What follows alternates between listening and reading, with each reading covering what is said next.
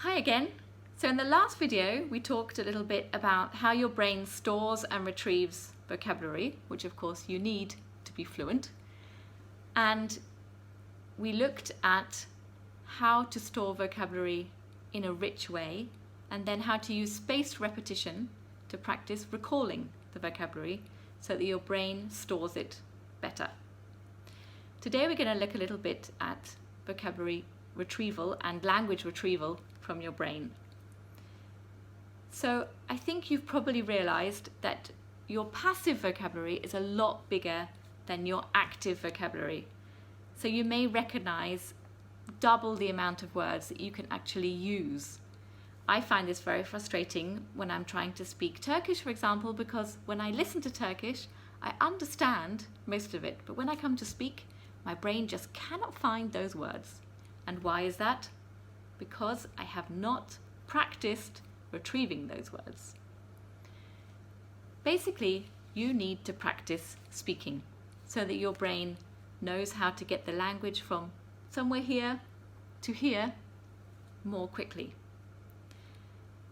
One of the best things you can do for this is to talk to yourself. Yeah. So you can do this while nobody's around, but I really recommend having a conversation with yourself in English.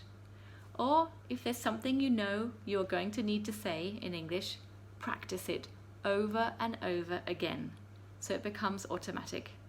If I'm going to a meeting where I know I will have to introduce myself and my business in French, I practice it all the way there in the car so that when I'm sitting in that situation where I'm a little bit stressed, the language can come out by itself.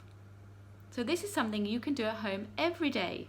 You can talk about your work, you can talk about what you're doing right now, you can talk about what you saw on the TV, you can talk about anything, and your brain is practicing going to retrieve the language in your head and getting it out of your mouth.